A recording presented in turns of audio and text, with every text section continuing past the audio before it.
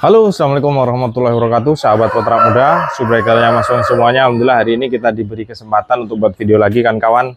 Ini whiteboard kembali lagi, tapi ini whiteboard baru ya, bukan whiteboard yang 5 tahun ke belakang itu udah nggak tahu kemana. Ini kita baru beli kan kawan. Hari ini kita mau bahas tentang potensi kita ternak ayam modal 10 induk. Itu sampai mana sih Mas kira-kira dengan manajemennya seperti apa? Nah memang kawan-kawan, kalau kita memang mau berkeinginan seperti video sebelumnya mau jadi miliarder modal 10 induk, ya tentunya niatnya harus kuat, niat dan mental, dan harus sabar, karena itu akan membutuhkan waktu yang lumayan banyak, istiqomah, banyak prepare-nya. Tapi saya nggak mau bahas ke situ, saya mau bahas ayam ini kalau modal 10 ekor induk itu kira-kira kalau kita intensifkan potensinya seperti apa. Saya mau kasih tahu ke kawan-kawan ya. Jadi kalau kawan-kawan di awalnya keinginannya untuk obsesinya langsung besar, ingin sekian tahun dapat omset sekian miliar, ya silakan saja. Tapi saya mau kasih tahu tantangan-tantangan di lapangan dan jenis-jenis ayam ini sesuai peruntukannya. Kualitas ayam kampung asli dengan ayam kampung modern bedanya seperti apa akan coba kita ulas. Di judul ini adalah ternak ayam modal 10 ekor induk. Modal 10 ekor induk. Oke. Syarat pertama sudah tadi, niat dan mental. Syarat kedua apa? Syarat kedua kandang. Kandang yang bagus dan normal supaya ayam ini gerak-geriknya masih nyaman. Karena kalau sudah kita intensifkan, ayam ini tidak bisa kemana-mana. Ayam ini di sini, posisinya di dalam kandang. Yang paling penting, situasi lingkungan kandang. Sebelum kandang dibikin, jadi apa? Harus kita bikin pagar. Yang namanya pagar dalam lingkungan ini penting kan kawan? Pagar dalam lingkungan kandang. Gunanya apa? Ini adalah salah satu yang namanya biosecurity. Apa itu biosecurity? Menjaga, isinya seperti penangkalan pertama, penangkalan awal. Mudahnya ngomong seperti itu. Gunanya supaya ayam dari orang lain tidak bisa masuk ke kandang kita. Ayam di dalam kandang kita tidak bisa keluar. Karena apa? Inilah yang menyebabkan rantai penyebaran virus paling cepat. Mas, di tetangga saya ketika sudah, bahasanya sebenarnya bukan flu burung, bahasa familiar di perkampungan ada aratan. Ketika tetangga kena aratan, sampingnya itu Mas, satu blok itu kena semua. Betul, karena apa? Tidak ada yang namanya biosecurity. Ayam membaur bebas. Bayangin aja, nggak dipagar. Di kandang tetangga kita kena wabah, main ke kandang kita, atau sebaliknya pulang bawa virus. Maka penyebaran virus paling cepat adalah dengan pertemuan antara ayam-ayam kita. Poin utamanya apa? Silahkan Anda buat pagar supaya menghalangi ayam kita keluar dan ayam orang lain masuk ke dalam lingkungan kandang kita. Pagarnya apakah harus batako? Tidak juga. Tapi kalau bisa, pagarnya jangan hanya seperti jaring-jaring. Nah, jaring-jaring itu juga masih sangat potensi. Jadi usahakan kawan-kawan, usahakan tertutup. Tapi tidak boleh juga terlalu tinggi.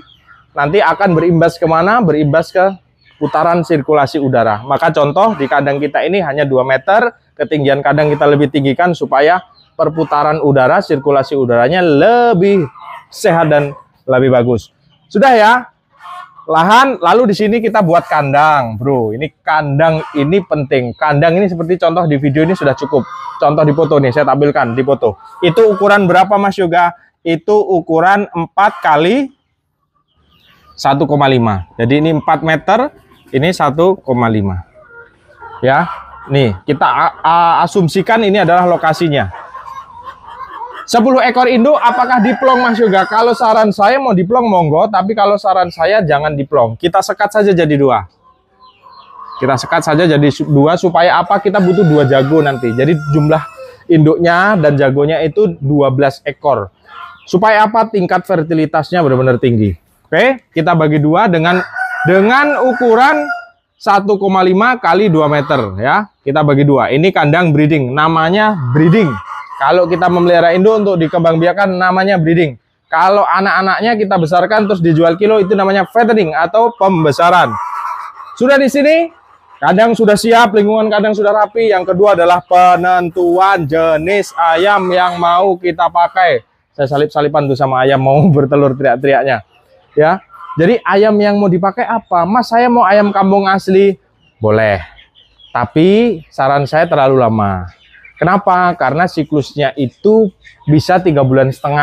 Dan itu hanya menghasilkan 10-an ekor ayam. Jadi lambat. Kalau saran saya, carilah ayam-ayam kampung modern seperti KUB, ayam-ayam persilangan seperti ini. Silahkan kawan-kawan observasi sendiri jenis-jenis ayam yang cocok. Yang penting tingkat mengeramnya rendah supaya kawan-kawan cepat dalam menghasilkan anak ayam, supaya putarannya cepat kawan-kawan. 10 ekor induk ayam kampung modern. Ayam kampung modern.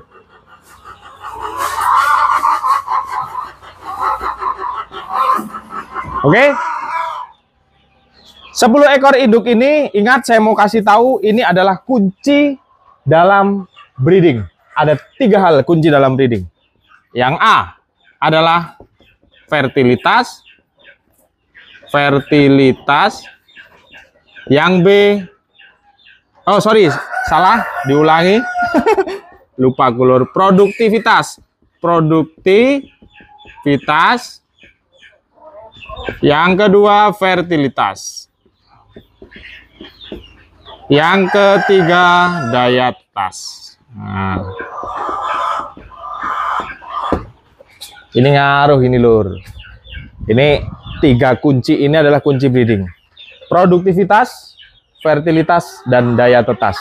Dari 10 ekor induk kira-kira dapat berapa Mas Yoga? Ya silahkan dikali HDP-nya atau produksi hariannya. Rata-rata dari 10 ekor induk itu berapa? Oh 6. 6 apa Mas Yoga? 60%. Berarti dari 10 ekor induk per hari produktivitas telurnya 6 butir. 6 butir.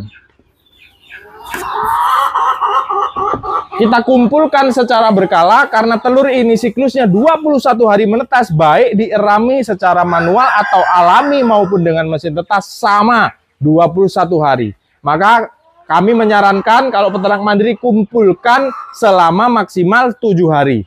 Ingat, dalam pengumpulannya tiap hari diambil dari kandang, disimpan di suhu ruangan, tidak boleh terpapar matahari langsung. Kenapa Mas Yoga? Embrio, jadi telur itu yang di breeding seperti ini kemungkinan sudah terbuahi, ada embrionya, ada janinnya. Jadi perkembangan janin ini dari mana? Dari rangsangan suhu. Kalau kita kena sinar matahari yang tidak stabil, maka perkembangan embrio bisa cepat. Bisa cepat, bisa mati, bisa putus. Nah itu berpengaruh. Maka dalam penyimpanan telurnya harus benar-benar disimpan di suhu ruangan. Bagusnya di mana? Di tempat gelap, di suhu ruangan, yang penting tidak terlalu panas. Sudah? Ya, setelah kita dapat 60% 6 butir ini, tidak cukup di situ. Kira-kira kalau kita kumpulkan dalam 1 minggu, maka 6 butir ini kita kali 7. Kita kali 7, karena kita kumpulkan 7 hari, jadi 42 butir.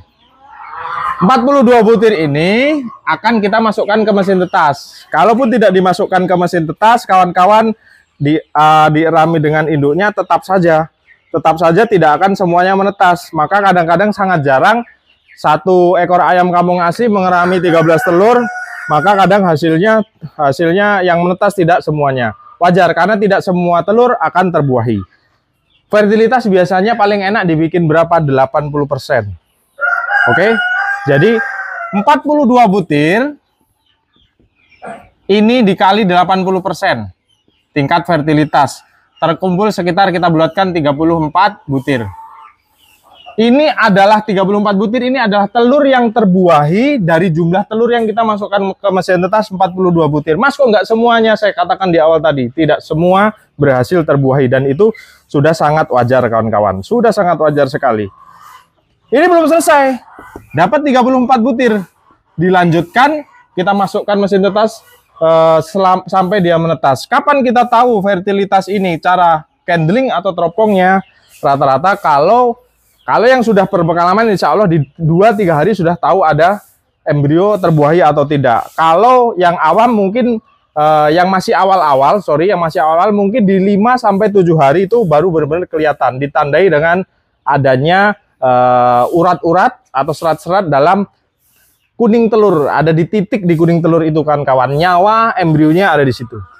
34 butir ini setelah lolos candling atau teropong, kita nyatakan benar-benar fertil. Apakah ini nanti akan menetas? Semua belum tentu juga. Tergantung cara metode penetasannya, dan juga akan berpengaruh di awal tadi yang kita mengumpulkan telur, kita simpan selama 1 minggu itu ngaruh. Kenapa Mas Yoga kok ngaruh? Kan kawan, kalau kita kemarin nyimpannya itu tidak di suhu yang bagus, di perjalanan dari ini kan kita candling 7 hari, dari 7 hari sampai 21 hari dia menetas ini, potensi embrio mati di tengah jalan sangat besar.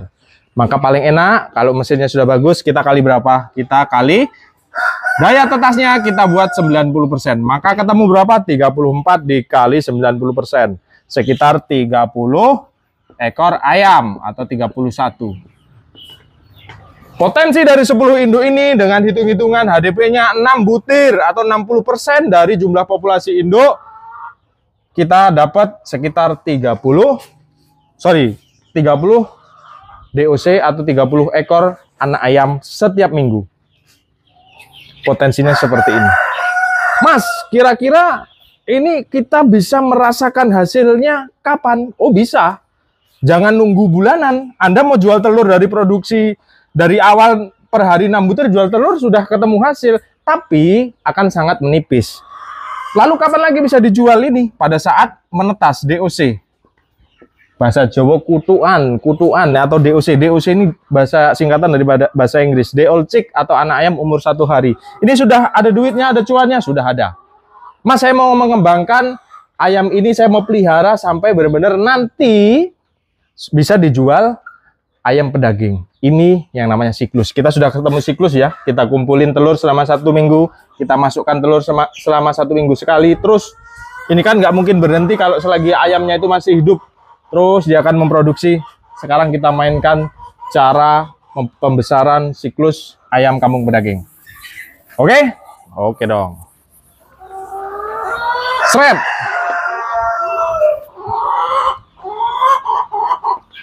...30 ekor DOC per minggu. Ayam kampung modern butuh waktu panen berapa lama, Mas Yoga? Kalau ayam kampung modern ini 60 hari sudah panen. Ya, kita bulatkan saja di angka 9 minggu ataupun 10 minggu. Kalau 10 minggu berarti 2,5 bulan. Kira-kira kapan kita mulai gajian, Mas? Kalau kita mau panen. Kalau ayam itu panennya 10 minggu.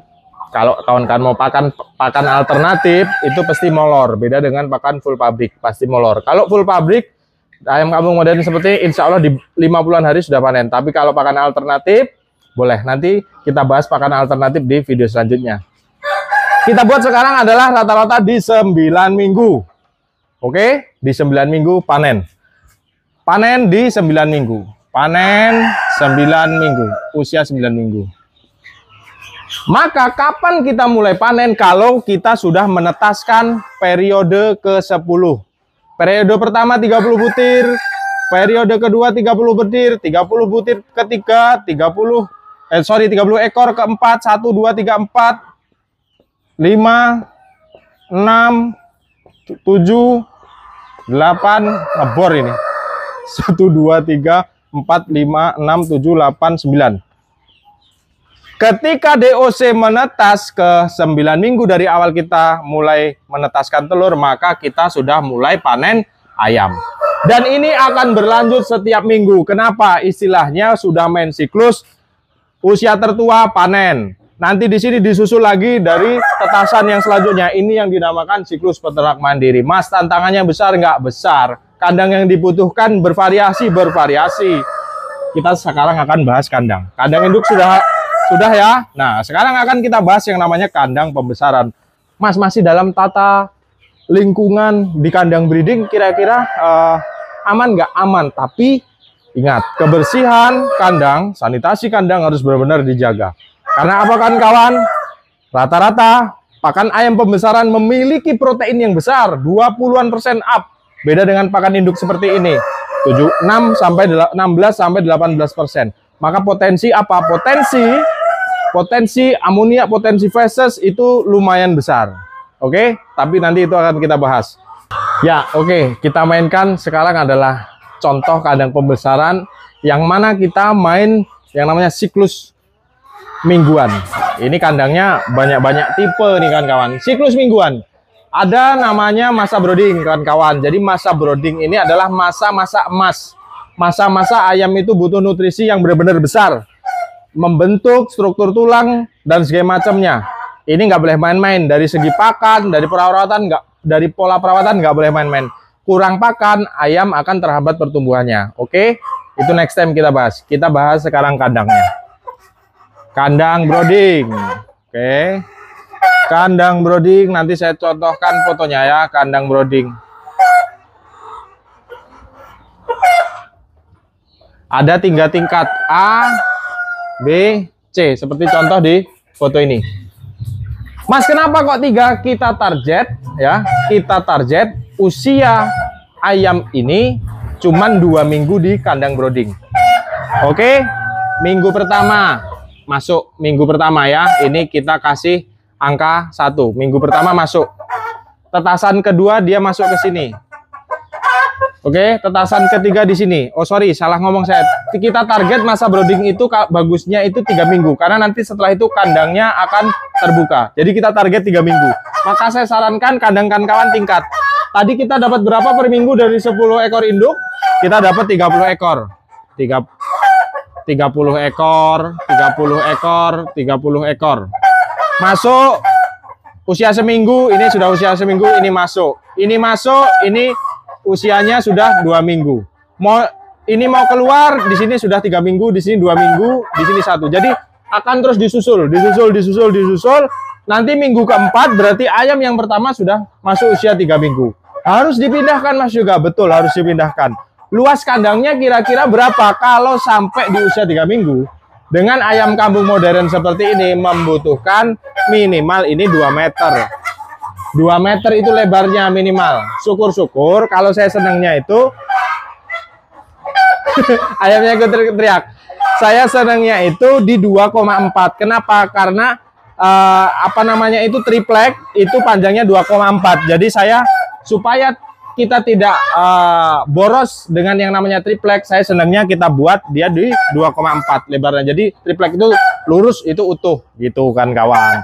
Lalu tingginya berapa? Tingginya sebenarnya nggak usah tinggi-tinggi. 60 cm itu terlalu tinggi. 40 cm sudah cukup, asal galon air minum kecil itu bisa masuk. Oke, sudah. Ini kita namakan kandang brooding. Strukturnya seperti apa Mas? Agak tertutup kawan-kawan, agak tertutup. Jadi yang nampak terbuka dengan kawat teram itu hanya di bagian wajahnya, seperti contoh di foto yang tadi. Ini sudah kandang brooding, sudah oke. Anda butuh 3 kotak untuk 3 usia. Berarti kalau kita tadi butuh 9 minggu, di sini sudah min 3. Berarti kita ada PR 6 kandang pembesaran. Kandang brooding, karena kita ada 9 minggu, target panen kita butuh kandang 6 pembesaran. Mas, 30 ekor butuh berapa? Boleh kok dibikin tingkatnya 2 aja. Tingkatnya 2. Seret. Kenapa 2? Karena ayam ini akan kita rawat sampai usia 9 minggu. Jadi harus lumayan tinggi. Kalau saya senangnya seperti tadi. Seperti tadi saya senangnya. Ayam nanti insya Allah akan sehat-sehat kawan-kawan. Insya Allah akan sehat-sehat. Mas kok boros bener, nanti akan mempermudah perawatan Anda. Berapa? Sama. 2,4. Berapa? 60 cm. Tapi ini ada rongga ya. Nanti saya kasih contoh fotonya. Seperti yang saya tampilkan nih fotonya.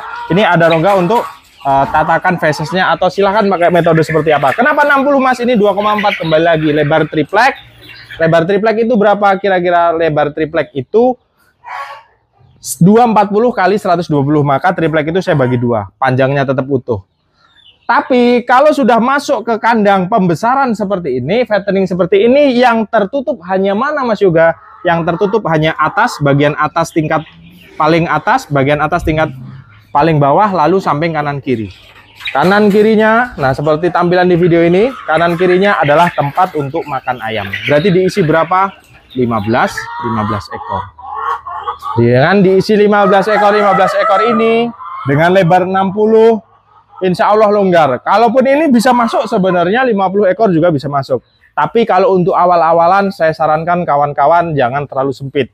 Kalau terlalu sempit, apalagi waktu yang kurang, apalagi fesesnya di situ, akan kita jarang membersihkan. Nah itu resiko terkena penyakit senot, korisa dan segala macamnya akan besar karena dia terlalu lama menghirup amonia. Sudah, kita butuh berapa? Berarti kita butuh 6 unit.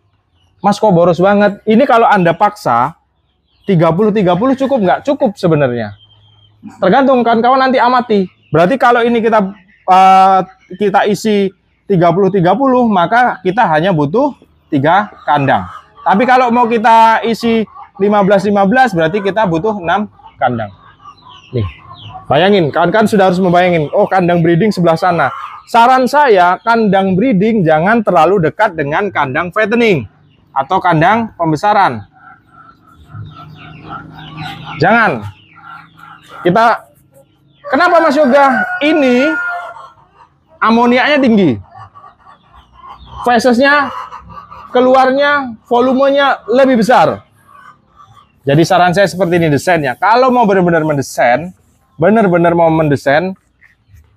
kalau ada lahan yang lumayan lebar, kandang breeding di sini, breeding atau kandang indukan.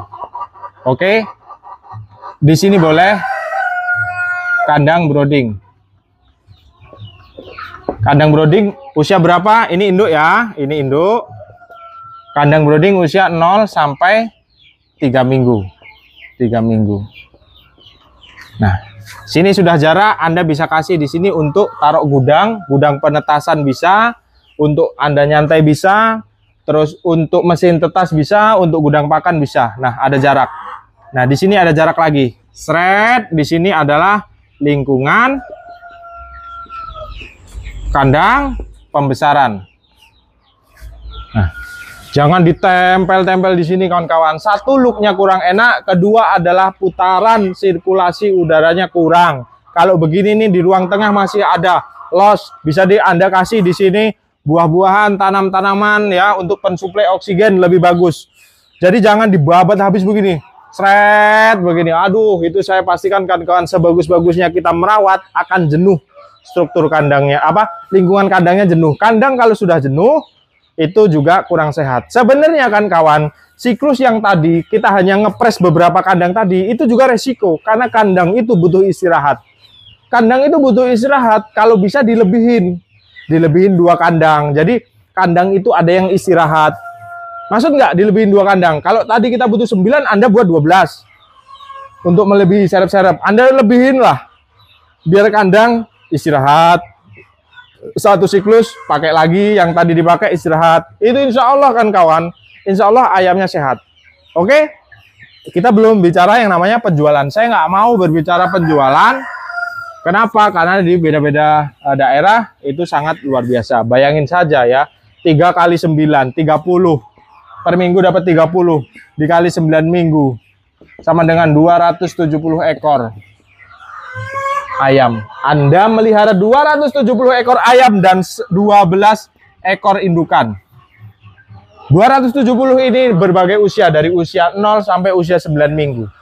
Bayangkan potensi kebutuhan pakan dengan HPP 80%. Kebutuhan terbesar atau ongkos modal produksi di ayam itu ada di pakan. Oh Mas, saya bisa swasembada. Nah, silahkan. Anda kalau bisa swasembada, hitunglah. Dari 10 ekor induk ini saja, saya yakin 30 ekor. Kalau Mas kok hidup semua, kita harus optimis dengan pola perawatannya. Kalau kita ngitungnya mati separuh, matinya kenapa? Mati kena virus, bisa habis semua satu kandang.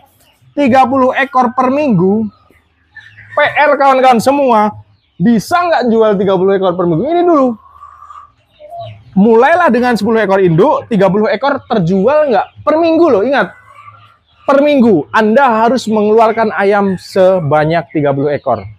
Oh, sudah ketemu Mas Yoga pasarnya. Oh, sudah ada permintaan lagi. Naikkan.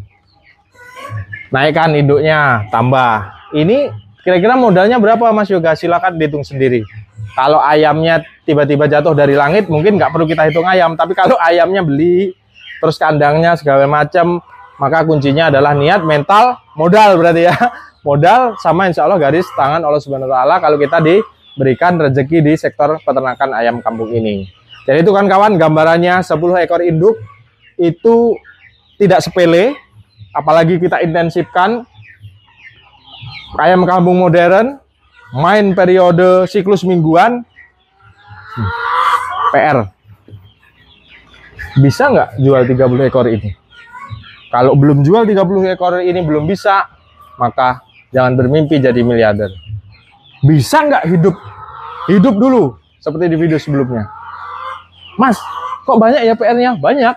Tapi kalau tidak dijalani nggak akan tahu bisa atau tidak kan kawan. Dulu Mas Yoga berapa? Saya dulu jujur kan kawan, saya dulu modal itu 16 induk. 16 induk. Modal awal saya jadi peternak mandiri itu 16 induk. Berapa tahun? Dari 2000 diseriusin benar-benar serius itu di 2017. Serius benar-benar serius itu 2017. Sekarang 2025. Berarti berapa? Sekitar 8 tahun. Ya, alhamdulillah ya. Alhamdulillah bisa sampai detik ini. Itu ya. Nanti kalau ada kurang kejelasan silahkan cantumkan di kolom komentar. Saya belum berbicara tentang pakan. Saya belum berbicara tentang cara marketingnya, nanti di video selanjutnya karena ini sudah sangat panjang. Saya berbicara siklusnya, putarannya, realitanya seperti ini. 3 kunci breeding apa? Ingat-ingat, 3 kunci breeding: produktivitas, fertilitas, daya tetas. Produktivitas perlu telur, persentase, telur terbuahi, persentase, telur menetas. Kuncinya ada di 3 itu. Itu cuman kunci breeding. Kunci pembesaran ada lagi. Next time, videonya sudah terlalu panjang. Jadi itu kan kawan, terima kasih sudah menyimak video ini. Saya akan mengulang lagi apa yang saya sampaikan 5 tahun yang lalu dengan siklus peternak mandiri. Karena lagi hype ini, jadi situasinya seperti itu. Kalau pola perawatan silahkan kawan-kawan, pola pakan, pola ini silahkan. Ini tadi adalah hitungan realnya di lapangan, hitungan nyatanya seperti itu permainan siklusnya. Terima kasih, saya Dia. Assalamualaikum warahmatullahi wabarakatuh. Salam sukses tim Wirikir. Love you full semuanya.